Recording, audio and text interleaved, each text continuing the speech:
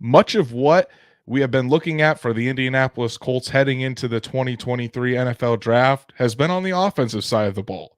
But the Colts are going to be looking towards the defensive side of the ball as well. And we're going to talk about those prospects tonight. Welcome to the Horseshoe Huddle Podcast presented by Fan Nation on SI.com, part of the Fans First Sports network of podcasts. My name is Andrew Moore, and I'm joined here by my fellow writer and co-host, Drake Wally. Drake, it's officially draft week. We are literally days away from the first round, from the NFL draft kicking off. In less than 48 hours, I myself will be heading out to Kansas City to cover the draft. I'm super pumped. What about you? It seems like when it's been a lot different with the Colts needing a quarterback here, and it's just seemed like it's been 10 years long. I honestly forgot that there was a season. Okay, so I'm ready for this to happen. I'm ready for them to select the dang quarterback and get the offseason going with the next guy. I am too. And I think once the draft gets going, things are going to pop off pretty fast and furiously. But we already got a ton of people in the chat. Stats Matt is on time today. Good to see you, buddy. We've got DSG Goodbar is here. Freddie Williams. We love to see Sarah here as well.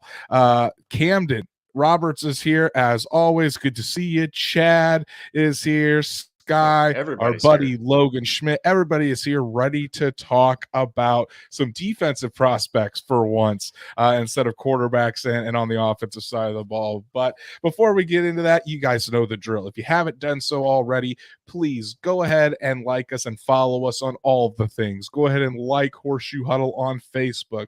Go ahead and follow at Colts on FN on Twitter. Subscribe to the YouTube channel and hit that little bell so you know whenever Drake and I are going live, whenever Destin and Shad are going live, whenever Drake and Destin are going live, they're going live for the first round of the NFL draft. So you're going to want to have them open as you see the Colts take their quarterback of the future.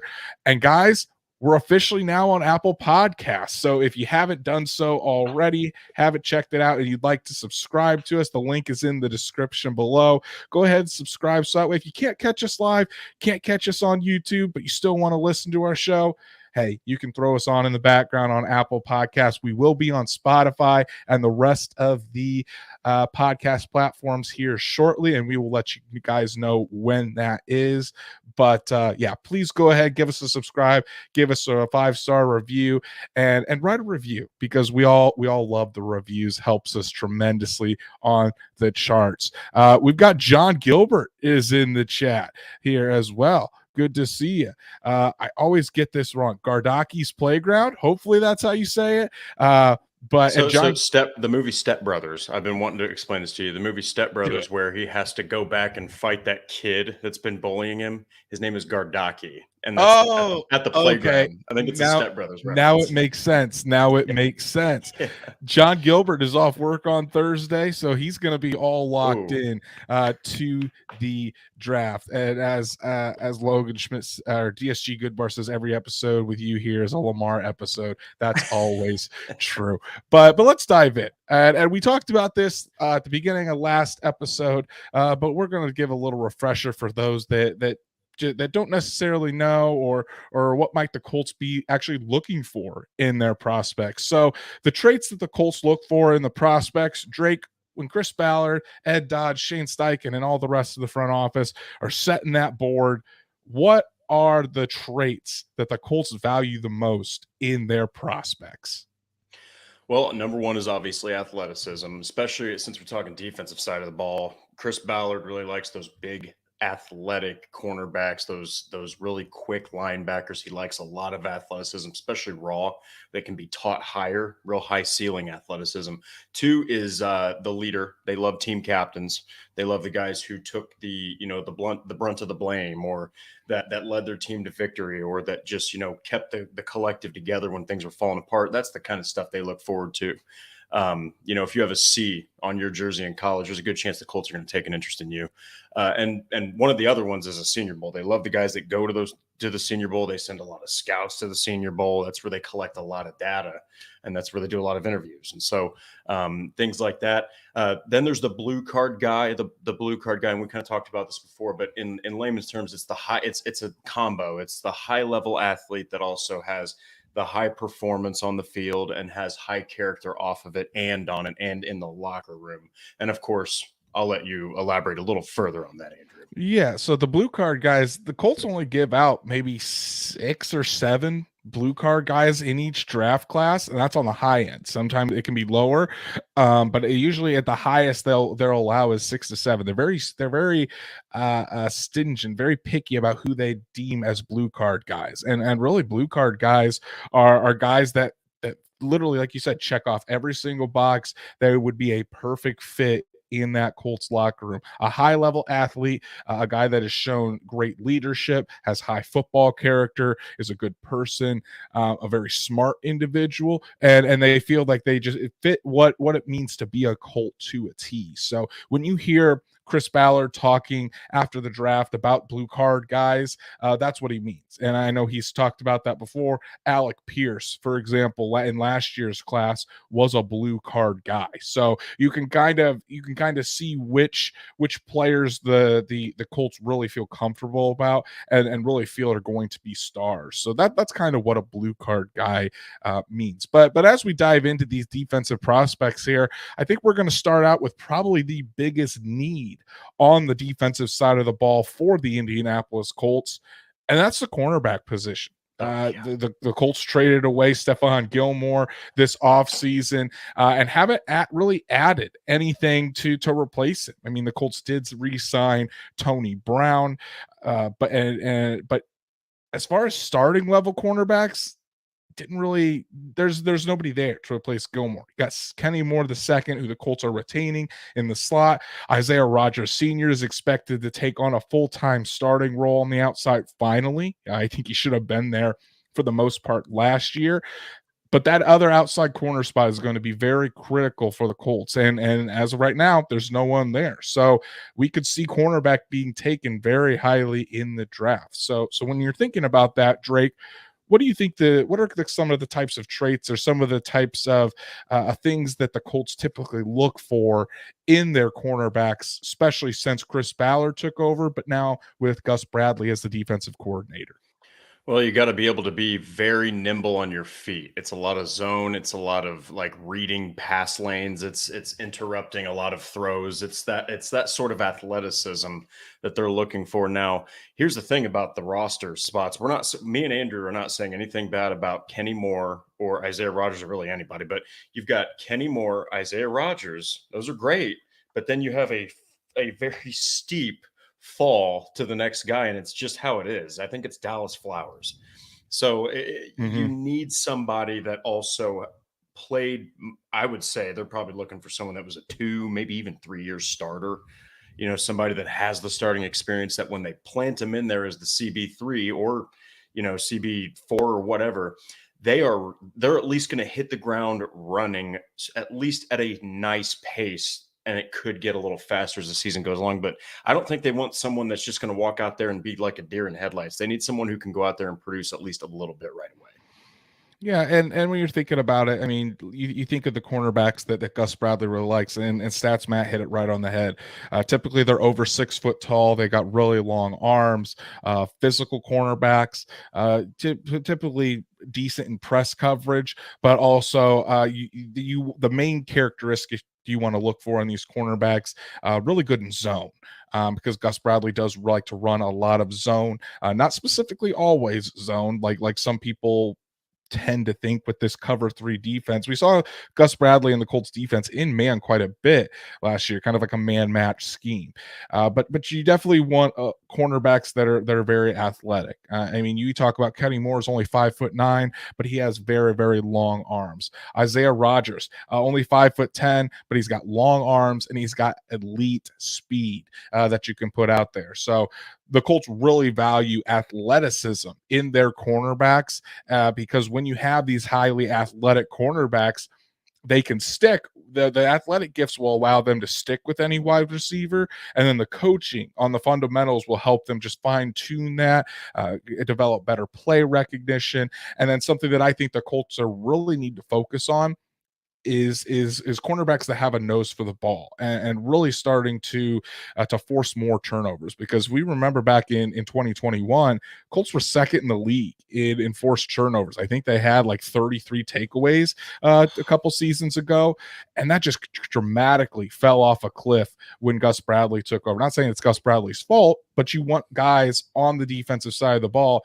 Hopefully Shaq Leonard returning can help that, but you definitely want other guys to step up and be able to force those turnovers so your offense doesn't just have to travel the entire length of the field every single time they get the ball.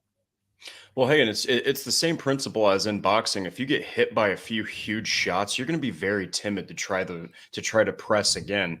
I'm telling you, if you throw a pick, you throw another pick. If the defense starts taking the ball away from you, and in different ways, strip sacks, fumbles, interceptions, turnover on downs, forcing punts constantly, it really starts to play with the quarterback's head. It really starts to play with the other team's offensive game plan. So the Colts would disrupt a lot of teams in 2021 with, I think you said like it was 30 plus turnovers. That's insane. That's almost 2 a game. That's crazy. Right. I want to highlight a couple comments here. DSG Goodbar says Shaquille Griffin's still out there. Hopefully we can sign him after drafting 1 or 2 cornerbacks. Shaquille Griffin is still a free agent. And I've been told that the Colts do have some interest in Shaquille Griffin, but it seems like Shaquille Griffin is holding out for a bigger deal than what the Colts have been willing to offer him. And I think a lot of teams are doing that because this is such a deep cornerback class. I mean, Chris Ballard talked about it, that cornerback is a very, very deep group. This cornerback group is very, very deep, and you can get guys that can contribute for you in the later rounds. So I honestly think the Colts will probably double dip at the cornerback position. Maybe take one early and take one late.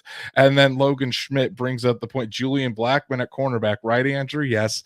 Julian Blackmon, I don't think he appreciated when my article earlier this offseason when I said that Julian Blackmon could help by moving to cornerback if the Colts needed it. It was playful. I'm not going to say he was mad at me, but he saw the tweet. He quote tweeted it and said, "Bro, just leave me alone." We talked about it, and he said that he, in a nutshell, that he of course he would do anything to help the team.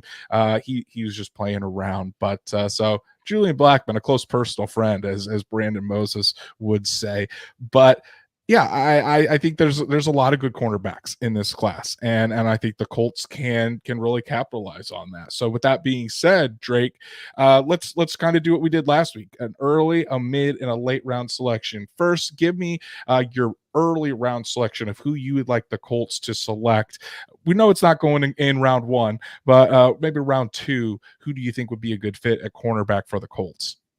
Well, see, you've got 5'9" in Kenny Moore. You have 5'10" in Isaiah Rodgers. Give me 6'4" in Julius Brents. Okay, I want Julius Brents. I think that he is the athletic freak at defensive back that the Colts need. It's a dude who has that 6'4" frame. He's only 23. He played 4 years in college, and then he also had 4 interceptions. You talk about taking the ball away. 4 interceptions, 4 passes defensed. He had a fumble forced. He had 4 tackles for loss. I mean, the dude is a legitimate threat to take the ball away. Probably could improve tackling, because typically you can see the bigger framed guys, especially defensive backs, struggle with some tackling. But I think if you can shore that up, you have one hell of a prospect in Branson. I think he could really make a statement, and potentially early on. A local kid out of Warren Central. I know the Colts really like Julius Brents, so I think that could very well could be the pick. I think that second round area is very good for Julius Brents, but I'm going to go with a guy that I think is a little bit higher on most people's boards, and a guy that the Colts have shown a lot of interest in this offseason, and that's Keeley Ringo out of Georgia. The Colts have done extensive research on Keeley Ringo, and one of the big things we've always talked about. If the Colts send Morocco Brown to a pro day, you need to pay attention. And Morocco Brown was at that Georgia pro day and was talking quite a bit with Keeley Ringo throughout the event. Keeley Ringo, it just seems like he is a perfect Gus Bradley cornerback. I mean, 6 foot, almost 6'2", 207 pounds. He's got pretty decent wingspan, I would say, 74 inches with 31-inch arms, but that speed, 4.36, just burner speed out there. Now, Keeley Ringo, he might struggle a little bit in man coverage. He kind of can get himself into some trouble, but where he excels, again, zone coverage. Like I was saying before, something Gus Bradley really looks for in his cornerback. So with the right teaching, and you have Ron Miles, one of the best defensive back coaches in the entire NFL with the Colts, Ron Miles can kind of take Keeley Ringo. He's not going to go out there and be Stephon Gilmore from the jump, but you're betting on, again, those high-end traits. Keeley Ringo, before the season started, was projected to be a top 10 pick because he didn't necessarily dominate in college football like people thought he was going to. He slipped a little bit, but he's still a very good athlete, a guy that I think in the right situation, you don't necessarily have to put him in man coverage all the time. You can let him go in zone, read the quarterback's eyes, and that's really when he's at his best. So I think Keeley Ringo is one of the only players that if he's available there at 35, the Colts would not trade back. They would stick there at 35, and they would take that guy. And Keeley Ringo is that for me. So I'm definitely high on Ringo. And then for my mid-round pick, this guy has a chance to slip into the second, but I think he'll probably stay in the third. Darius Rush out of South Carolina, guy with a very long wingspan. He's got the size that Chris Ballard likes. Again, almost 6'2", 198 pounds. Another guy that ran a 4.36 at the 40. He's got longer arms than Keeley Ringo at almost 34-inch arms. And he pretty much locked down everybody at the Senior Bowl. Really, really good cornerback who, again, just a little bit raw, needs some fine tuning, and he's going to take his lumps as he learns in the NFL. But, man, I think Darius Rush could be a really nice find for the Colts if they decide not to go cornerback in the second, and he's available there in the third. Darius Rush would be a solid find for the Colts.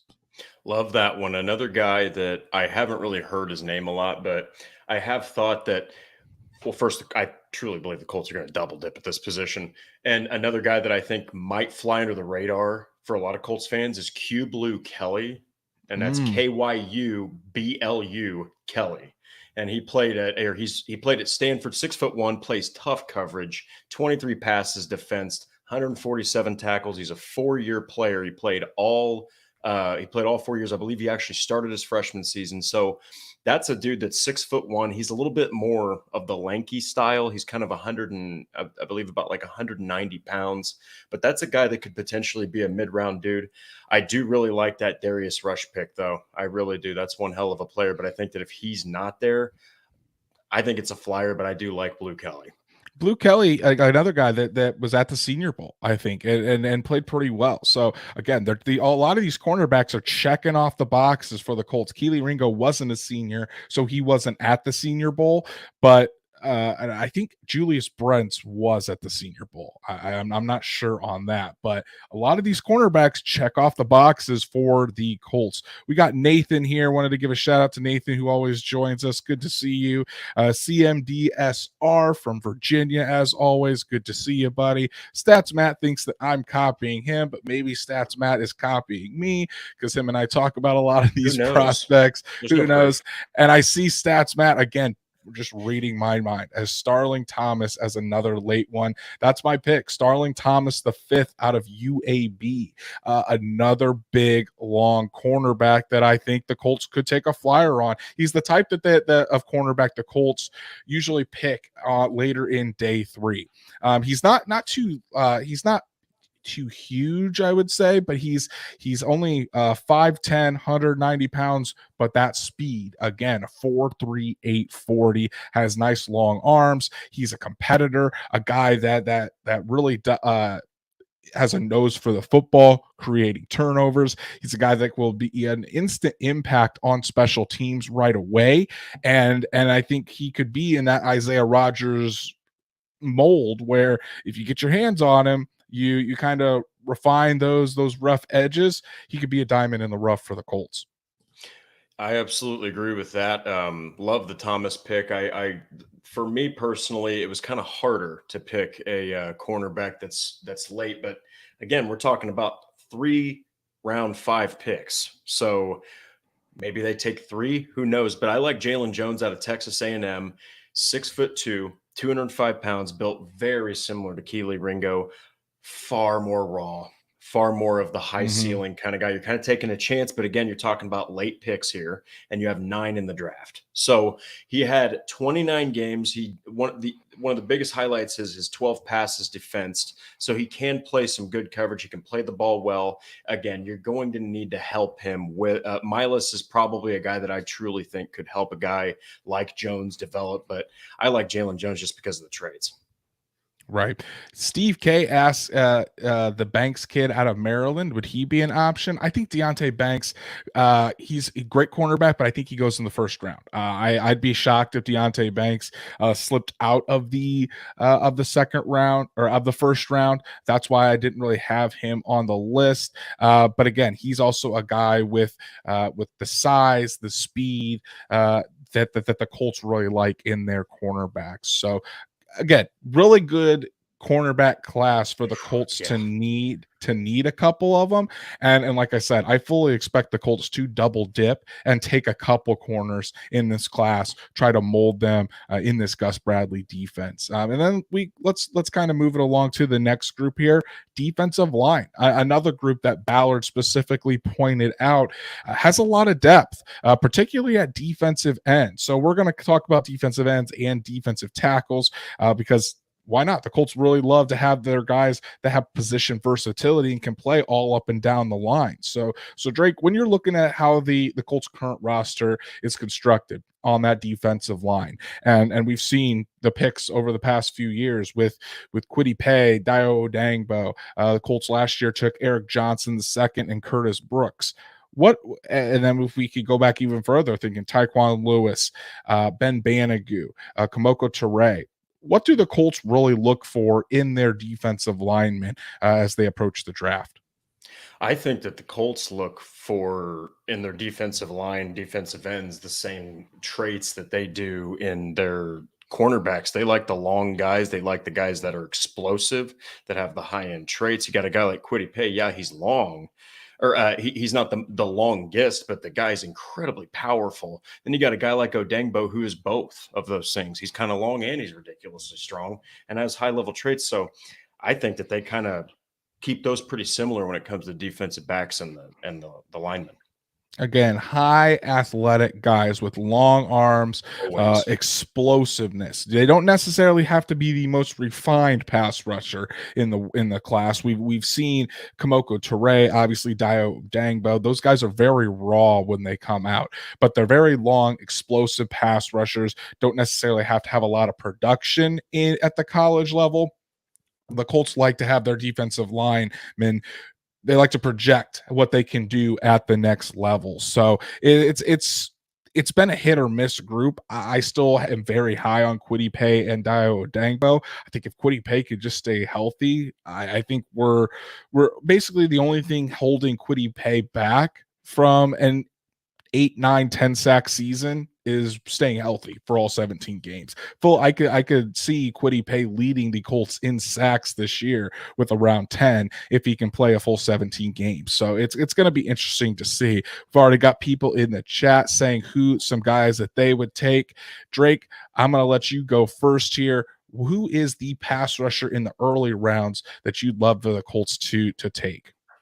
Well, you took mine. So anyway, I absolutely love Lucas Van Ness out of Iowa. We're talking about a monster of a human being, 6'5", 270 pounds, huge kid. And he played 3 years at Iowa. The dude had 13 sacks. He had 19 tackles for loss, 70 tackles. He is an athlete and I think he can personally play a strong defensive end, but he's probably going to be put more on the interior. Kind of plays a little bit like Grover Stewart. He's got that high motor, high tackle efficiency. He's going to cause a lot of issues with that size and athleticism. Luke Van Ness is just a ball of power. He constantly gets after the football. I'd be shocked if Luke Van Ness was not a guy that went within the top 20 picks. They mean NFL evaluators are very high on Luke Van Ness. He very well could be an option for the Eagles there at number 10. He is, I think, a stud. But the guy, as Drake said, I took his guy. You guys all know me, big Notre Dame fan. I watched them all season long, and this guy just absolutely pops. Isaiah Foskey out of Notre Dame, and I think he fits perfectly with what the Colts like. He's a guy that has long arms, that explosiveness, that motor that the Colts love to see out of their edge rushers to really get after the quarterback. He's not maybe not the biggest guy.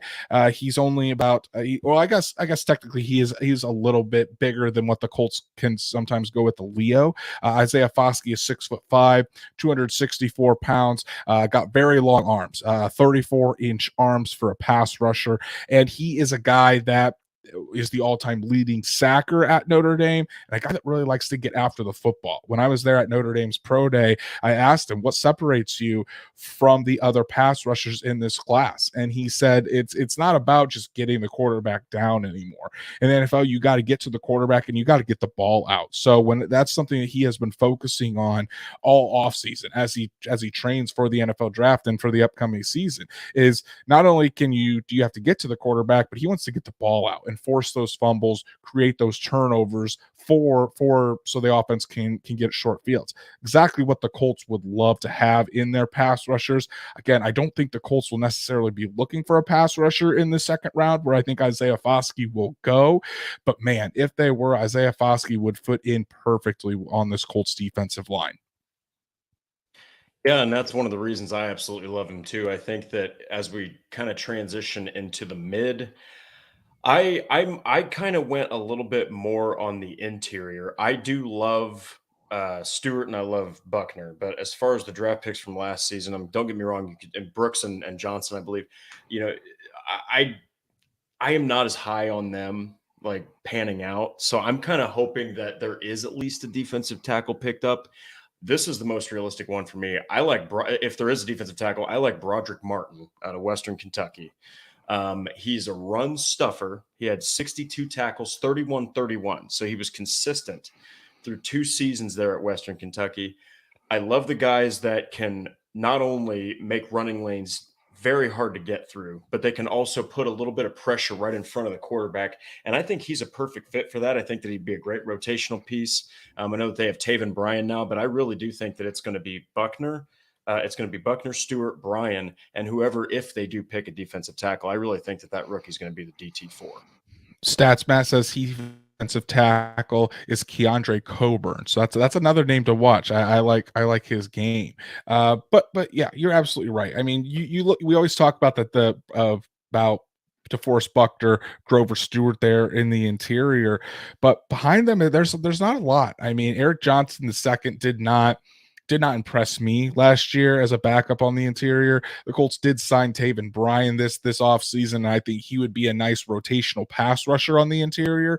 But Broderick Martin out of Western Kentucky, a guy that again went to a smaller school, but man, he absolutely produced at that smaller school and has that motor that the Colts are really looking for on the interior. I think that'd be a very, very nice pickup. My mid-round guy, StatsMatt put him in here earlier, but I mean, I just fell in love with this guy at the combine, and then watching his tape, he is just like a fireball off the edge. Yaya Diaby out of Louisville. Diaby is a guy with long arms, plays through the whistle. 6'3", 263 pounds, ran a 4.51 40 as a defensive end. I mean, that's cooking.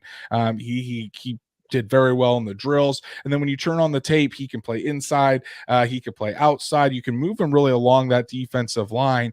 But when you're talking about just giving a burst to your defensive line, Diaby is the guy. I think Diaby, I've mocked him to the Colts in my first 2 mock drafts in the 5th round. I don't think he's going to be there in the 5th round. I think he'll probably end up somewhere in the 3rd round if I had to be realistic now with just a couple days before the draft. So I don't know if he'll be available when the Colts are necessarily thinking defensive line. But if the Colts are really enamored with Diaby and he turns out to be a blue card guy, you could see the Colts might possibly take him in that 3rd round range. And then my late round guy is a guy that might not be on too many people's radars, but he's an interior defensive lineman that I think could really add some pass rushing help to this Colts, to the middle of the Colts defensive lines. And that's Dante Stills out of West Virginia. Dante Stills was a guy that's not really gotten much publicity, or you don't really hear too many people talking about him because he's probably going to be a 6th or 7th round pick. He's a little undersized at 6'3", 286 pounds, but man, he is a hell of an athlete. Ran a 4.85 40. He's got maybe not the longest arms in the world. He's only got a 78-inch wingspan, but I think for a defensive lineman, that's enough. And again, a guy that just constantly plays through the whistle. He's going to immediately compete on special teams from day one as he continues to work on his game. And that's where a lot of these picks are going to make their hay, is on special teams right away. So you're looking for guys that could be core special teamers as they can continue to develop their game. Dante Stills really fits that profile. I know you've been really high on Dante Stills, and I think that he'd be a fun pick for sure. It really took everything in me not to do Nested J Silvera. Nested J Silvera from Arizona State, but I went with too many defensive tackles, and I said, Drake, you got to do an edge rusher.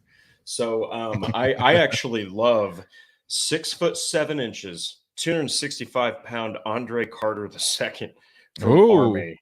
Okay, he had 14 and a half sacks in 2021, dipped all the way down to 3.5. Now he played linebacker and defensive end.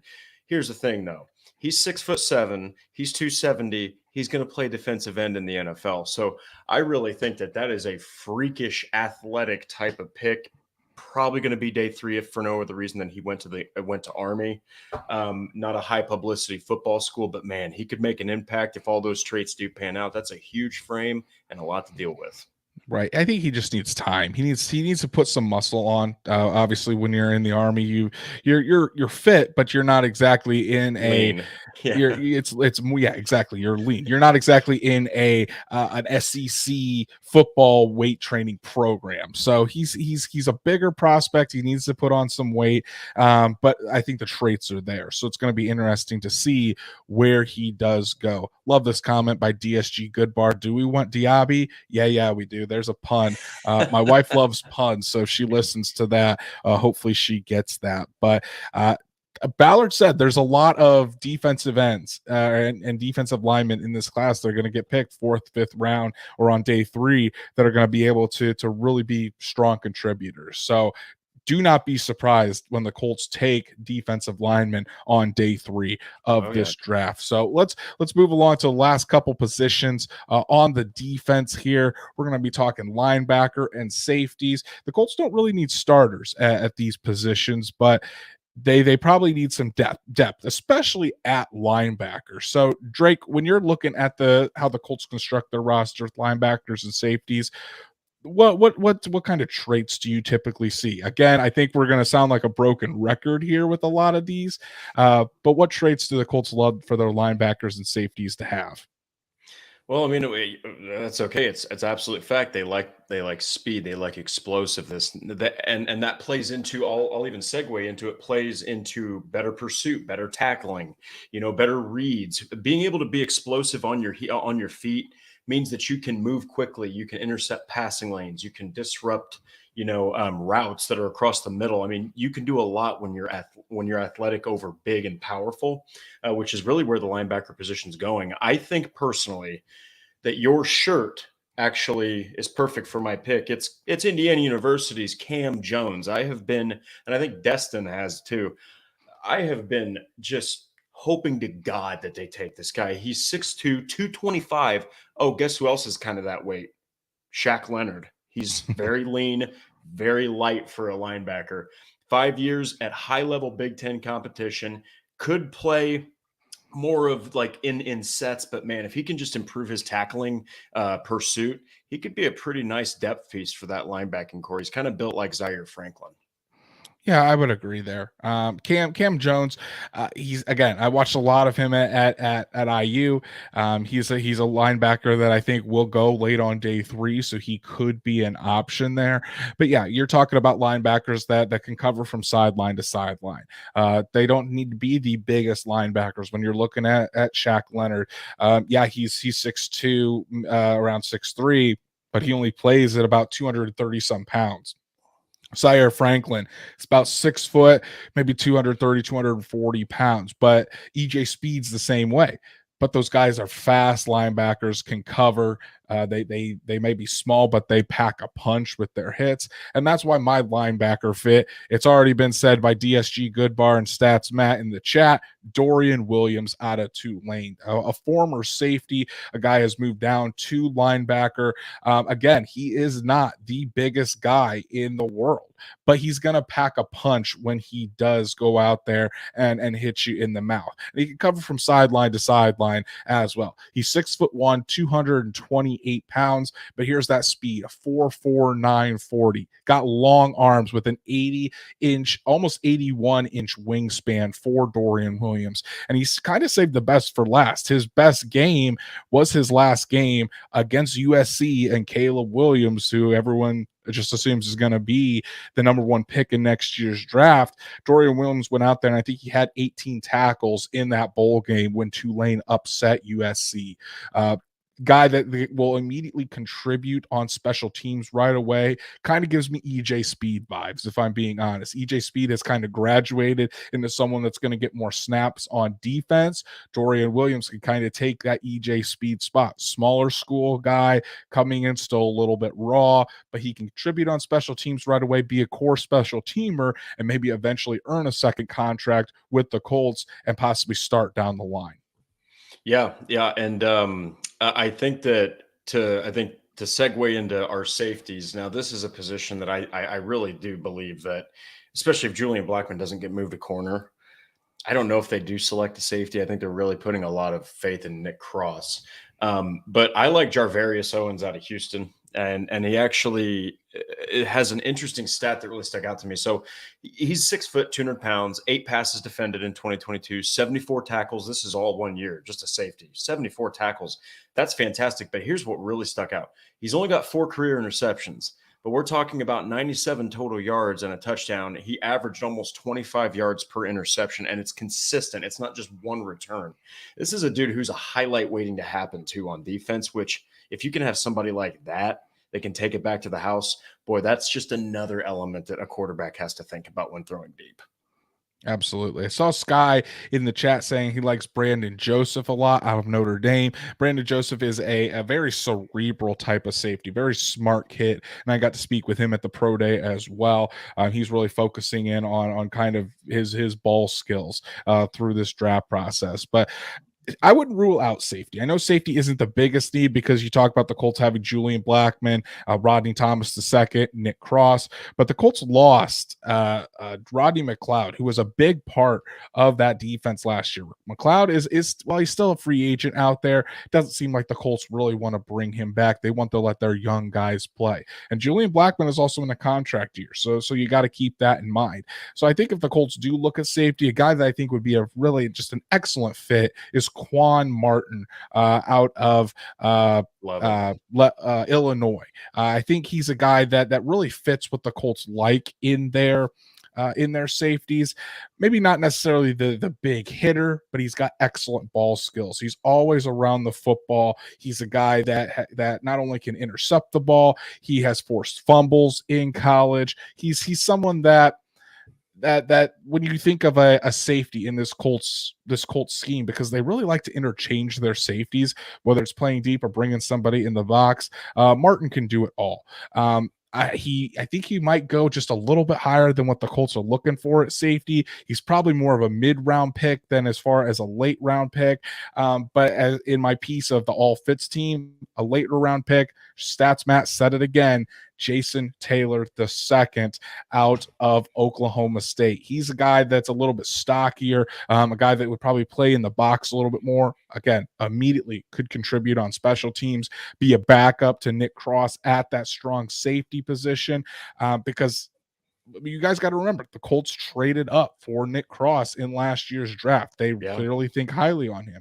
Yes, he didn't play much last year. It was more of like a redshirt year, but Nick Cross was also 20 years old coming into the NFL. So the Colts could afford to do that. Really just let him learn this game and then kind of let him loose here this season. So again, really high hopes for Nick Cross. Going to be interesting to see.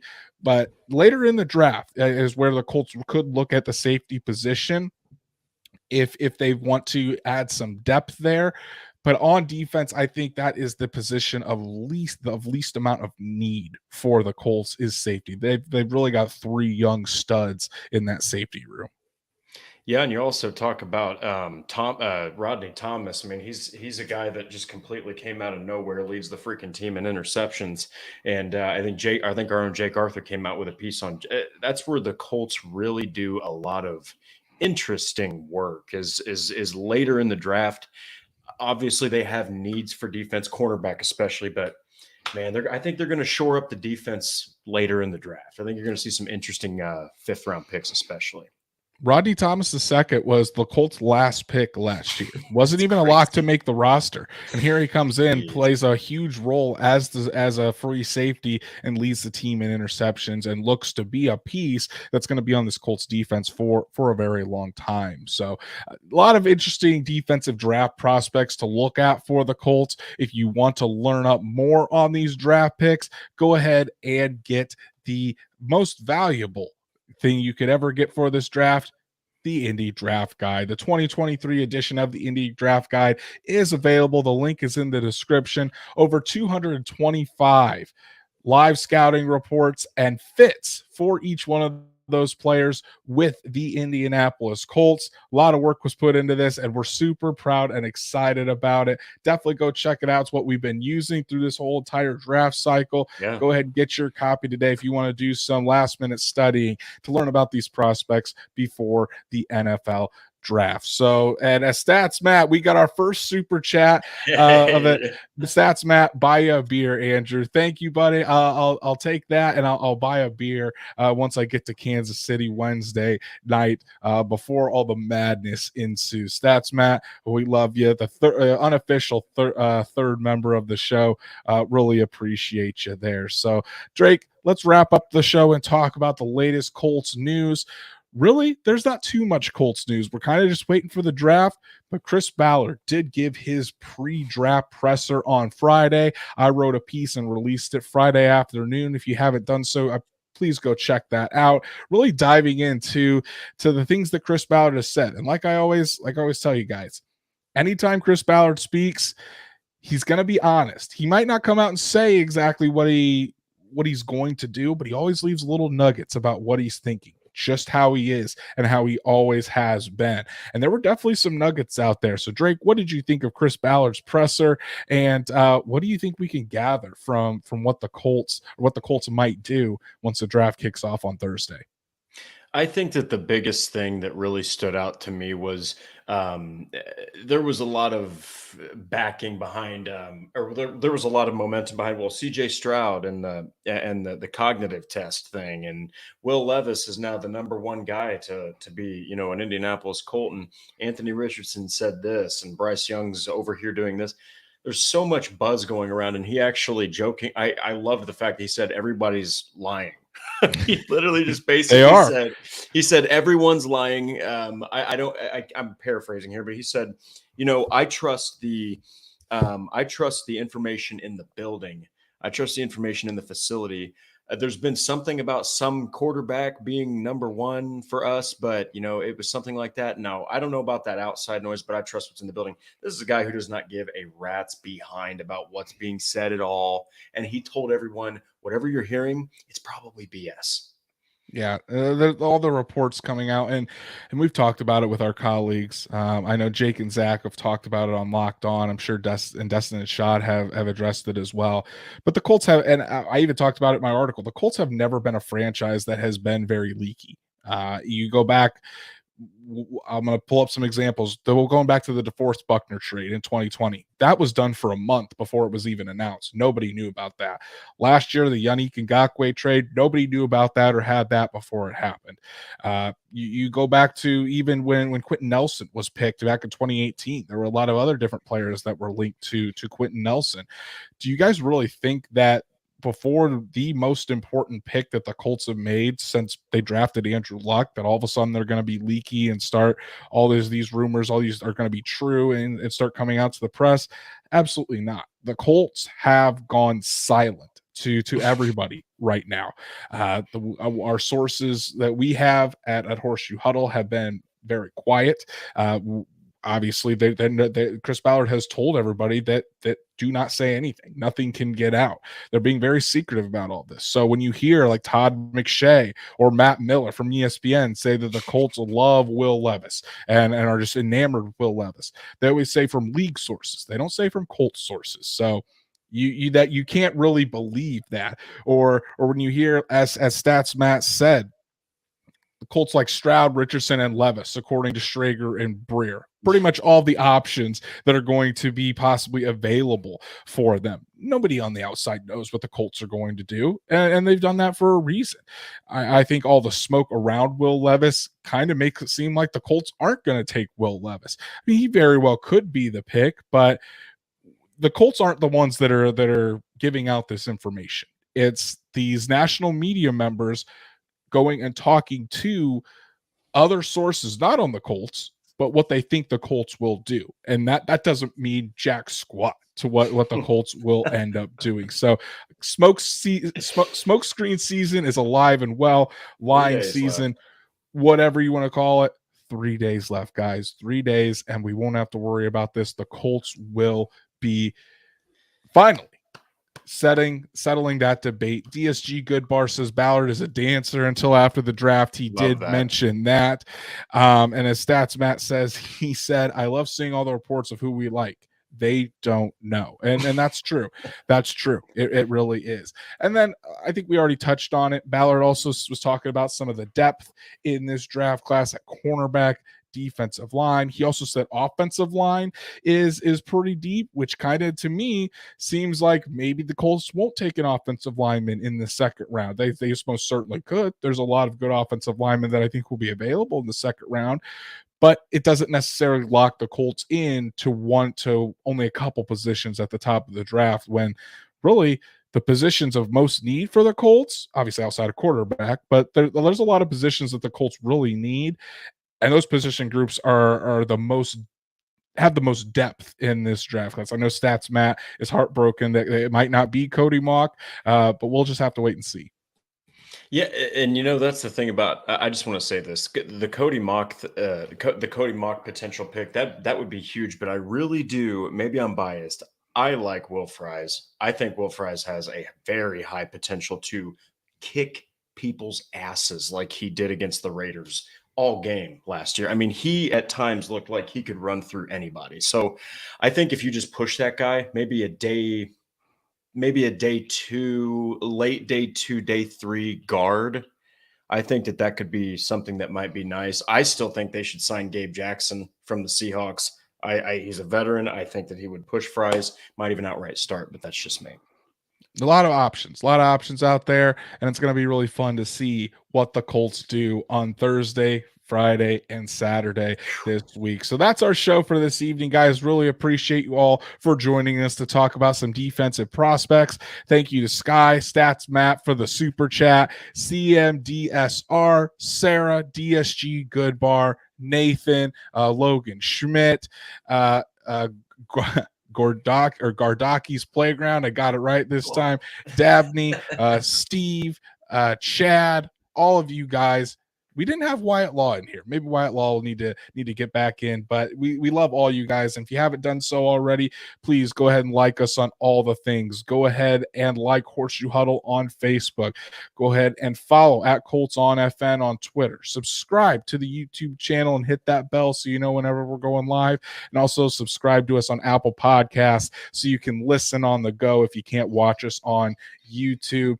Drake, I know you've been writing away right before the NFL draft. What are some of the things that the viewers could check out to get read up right before the big weekend?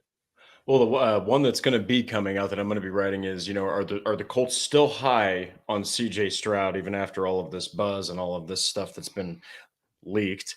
And something that I just released are the top 5 moments from the Colts offseason, which got to say that was a lot of fun to write.